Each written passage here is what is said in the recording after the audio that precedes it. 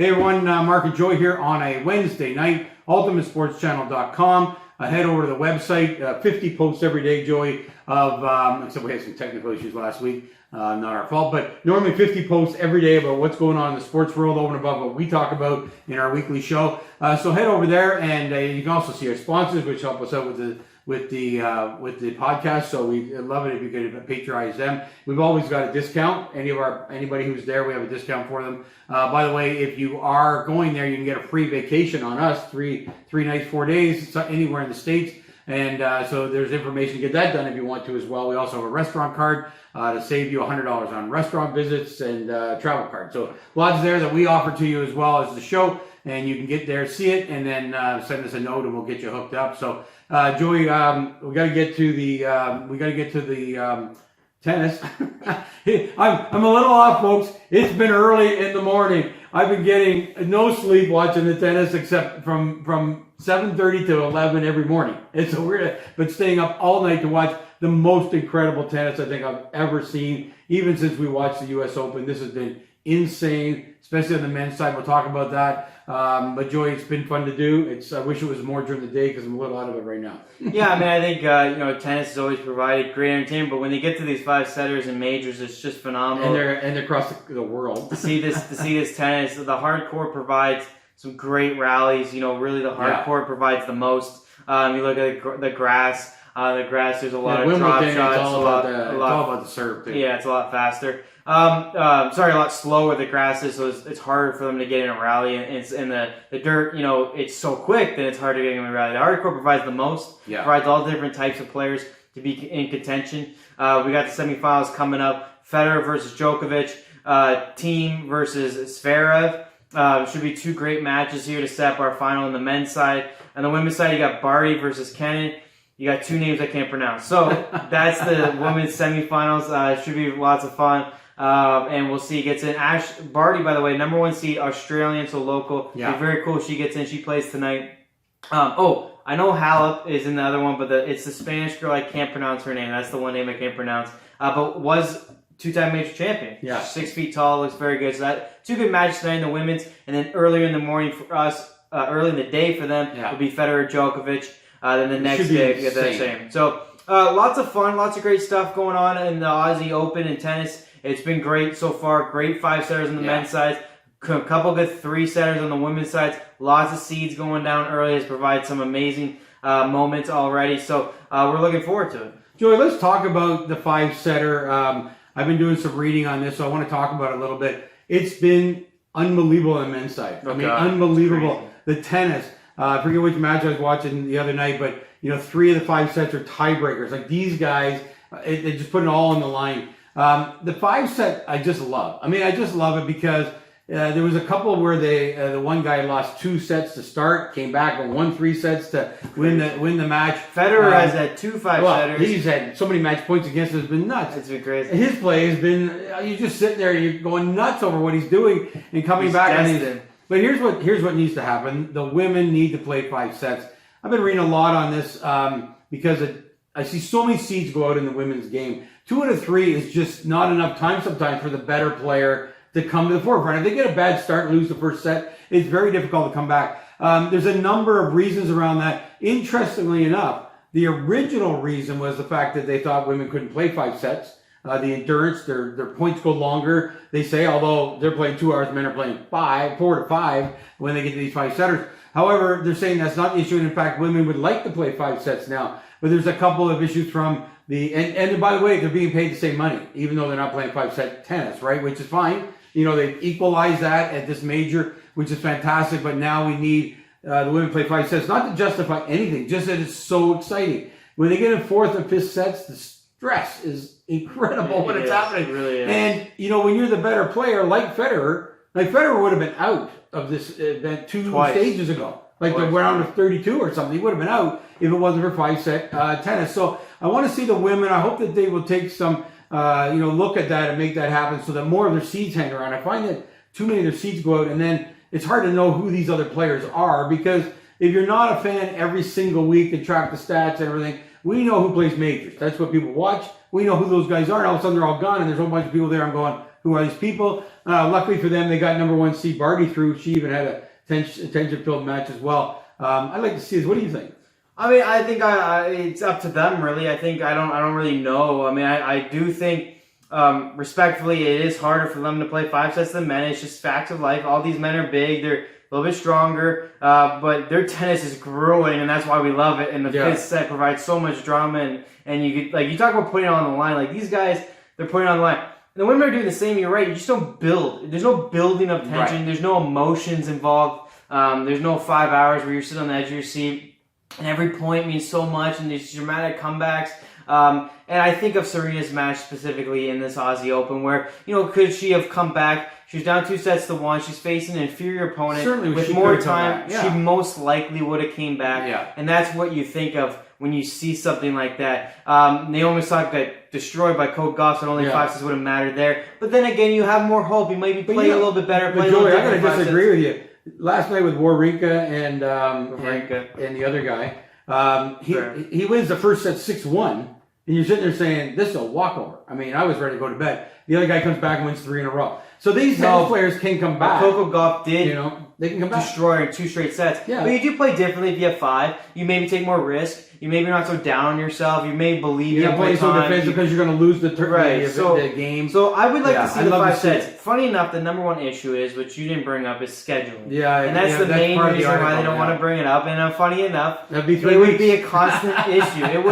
It would be bad, and unfortunately, I don't think it's a big enough issue for women to totally go, like, no, we have to have it. Yeah. I don't think they're in that feeling yet, even though they wouldn't mind it. I don't think they're there at that point where they're like, no, this has to happen. You know, I respect the fair pay. That's great. Top of the world. Women's top of the world's men. That's fair. That's awesome.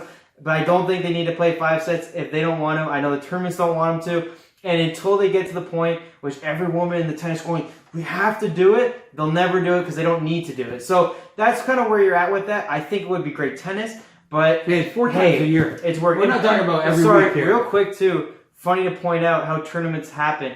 The people in the semifinals for the women are good players. You got the 1 seed, the 4 seed. You got Cannon, who's an up-and-coming star. She's ranked 14th. Could have easily been ranked 5th if you just focus on the last year, not like the 2-year period, which they do for the world rankings. And then obviously a former 2-time champion. So still brings some of the greats into the semifinals and most likely into the finals. So it works out okay for them. You know, so we'll see going forward. I think it's still a conversation to be had, because now let's go to the men's side, where we've had phenomenal tennis with Roger Federer at his late age. He faced 7 match points, which is the most in history, by the way, in a major to come back and win. He's down 8-2 in the 10-point tiebreaker. Yeah, 8-2 in the other tiebreaker couple games ago. And now he faces Djokovic tonight. Is it destiny for him? He's going to get slaughtered. He's going to get slaughtered? Yeah. He hasn't played a Djokovic. Djokovic the other day against Raonic, it was like beating up on a little kid. This guy is so phenomenal. Yeah. However, that's it, you know, it's going to be exciting, no doubt about it. You know, he's a different style player, which is good. See, when Raonic played him, they're both power guys, and Djokovic is not going to get beat on that. He's known as the best returner of the serve. You know, not even in dispute, he's the best. So that took away Raonic's main tool, which is the big serve that he has, right? Mm-hmm. So he's going to win that match, but he's going to come in here. I'm going to give Federer. There's 2 things against Federer. One is his age. Second is he's played these 2 hard 5. His health apparently isn't great. He had some minor health stuff, but it's almost like the further he's getting in, it's going to be more of an issue. So I'm hoping he's got his game. I really hope. So no destiny for him. I don't think so. I think this is gone. I'll tell you what, it'll be quick. I think it could be 3-0. Unfortunately, winning very easily. Djokovic, he's insane. I think he's just the greatest tennis player. I think I'll give Federer probably going to 4 sets, but I think he's going to lose 2. I mean, there's a reason why Djokovic has won this 7 times. No, he's won it 6 times, Roger Federer has, and honestly, if he wakes up feeling 100%, he's still one of the greats of all time, so you never know what kind of match you can throw at him, but he's going to have to be risky. He's going to have to try some shots. Djokovic is really, really fast compared to anybody you play these days. He's probably the fastest player out there. So you're going to have to see Federer drop some over the net. You're right. He has a more variety game than any other player, because all the young guys are just all power. That's the only reason why he's competitive at this age. Yeah. The reason why he's competitive is that only reason. It's the only reason he can still do it. His placements with his serves, his spin shots, his slicer backhand. These guys just don't face. No one hits the slice as much as he does. No one changes speeds. It goes slow, hard, over the nets, then power. But also, I think the greatest thing about Federer is he'll give you a set, and you'll see that with Djokovic. If Federer will give him a 6-1, 6-2 set, and will worry about the next set. Yeah. And that's why you always believe Federer has a chance, because he's so good at knowing himself and knowing the situation that he'll prime for a set. He'll win, and he can extend this hopefully as far as possible, and maybe even to a victory. So you can't put it out because of the mental game. He's clearly the best. But Djokovic, by talent-wise, right now, maybe not in their primes together, but certainly right now, is healthier, is fitter, is better, and quite honestly had an easier road to get here. There's something, though, that's calling me that Federer's going to upset. That's because you love Tiger Woods. I'm a diehard fan. You're thinking back to the old greats, and certainly Federer has It's the time of the maybe. It's the time of the legends. Yeah, I mean, let's hope so. LeBron is #1 in the world. You got Tiger Woods going to be #1 in the world. I don't know. I think Federer might surprise, but it's all his health. If he shows up and he's in an interview, he goes, "Yeah, I feel 80%." Well, you're screwed. I mean, you need to be 100% to get Djokovic.